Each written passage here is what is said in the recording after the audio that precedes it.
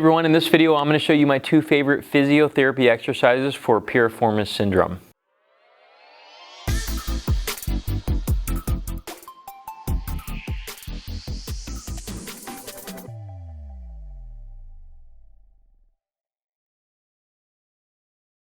Hey everyone, I'm Sebastian at Performance Plate Sports Care, part of the locally world famous chiropractors at Costa Mesa, California.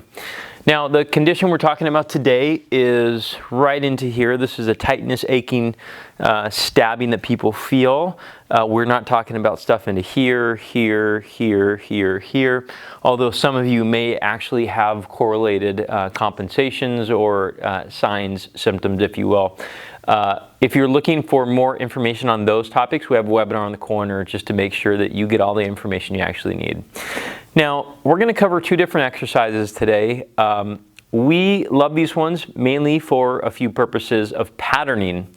Usually corrective exercises used for things like physiotherapy, there's generally two purposes of the exercises, if not an advanced one that would be more for strengthening.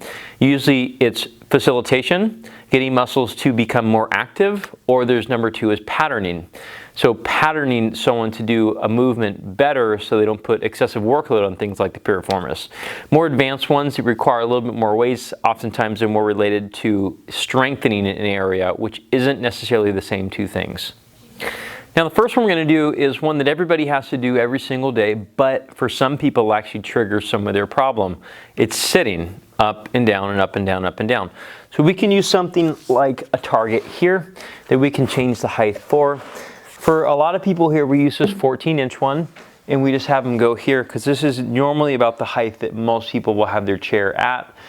Some people have them at 16, right around here, but with people having adjustable chairs, who knows what their actual height is. So a lot of people who have this problem, they notice that they get up and they're like, oh, they're like, I feel it right in here, right? So sometimes the problem is just the action of getting up. So this is a patterning exercise that we can use. And one way we can do this is actually having them rock their, go to the edge of the chair, rock their body weight onto their feet, and then push their feet through the floor in order to arise. As they go back down, the coaching cue, or the cue that we use is act like the box is made of thin glass. That way they're going super, super slow, even through the range that they're having problems with. Now, a lot of times through a certain section of the range, they're having problems with it, such as from the seat to around here. Most people will, when they get down, they're like, they'll go super fast through that range they're not really strong or capable with.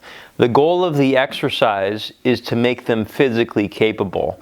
Although we can say there's actually strengthening occurring, which there's gonna be, ideally the patterning of going slow and getting the activity to be a little bit more leg dominant versus spine dominant or piriformis dominant usually helps out. For a lot of you who've already done some research about piriformis syndrome, a lot of you have probably covered something like the lower cross syndrome. The phasic muscles need to have more activity, and the tonic muscles, such as the piriformis, need to be a little bit more dormant. And so by patterning the movement slower, many of you will have the chance to use the phasic muscles, the ones that are more capable, without having to think too much about it. And you actually don't have to have really any muscular burn to actually get the benefit of the patterning. So something like a box of variable height, go super slow, act like the box or chair is made of glass, rock into the feet, push the floor away to stand tall, and then slowly on the way back down. Some people have weird patterning. Actually, I don't want to say weird, it's just they're more knee dominant rather. And so notice that where I'm at with this seat here is I'm actually sitting deep into the seat versus some people skim the seat. They just go straight down, they miss the whole seat. And this is something that goes hand in hand with coaching. You have to make sure that you're coaching the exercise appropriate to the person's problem.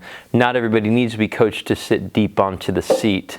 Some people do, and that's the value of the one-on-one interaction. Now, the other thing we can do is work on some more hip dominance. Hip dominance can be done with things like hip hinges, deadlifts, or just simple exercises such as so. This is what but I learned it as the stallion, and the stallion is just up and down. This is the regress version is going to be like a bridge. A progressed version is going to be standing, which is going to be sitting the pockets back. But again, a lot of people from a patterning perspective, the reason why this exercise is so valuable is because they go slow and they can try to reach the pockets back to the wall behind them versus sinking, because a lot of people will sink. And if the goal of the exercise is to make certain muscles a little bit more active in a pattern of movement, such as bending forward, which is the hip hinge, you need to actually make it so the exercise is doing its job. Until going slow and coaching appropriately and scaling it appropriately is important. So one simple way though is going to be toes drilled to the floor. So the stick is onto the crease of the buttocks, onto the mid-back and back of head.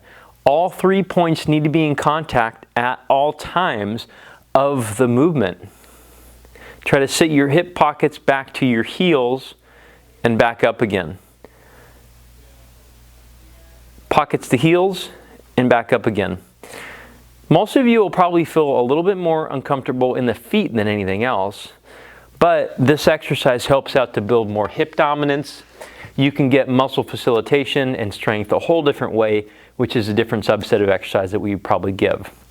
So it's important to note moving forward that not everybody needs facilitating exercises, only some do, and not everybody needs to do them forever. Most of the time they're just a step in the progression to get them into a full activity of day-to-day life. That's why actually having a customized program of exercises and stretches to do is important. You don't want this big old list of things to do forever. You need to make sure you're doing the right things at the right time to make your body adapt and recover. So if you guys are looking for help with that, we do have a link in the description below where we have virtual and in-person services. You can always schedule a consultation with us to see if we can actually take your case or not. We have online programming, and if you want the rest of our free stuff on YouTube, we have it, but also it's very general. Remember that. It's not specific to your problem. So we may need to actually assess you before we give you the specific things to do that are going to work best for you. So subscribe to the channel, like this video. We'll see you next time.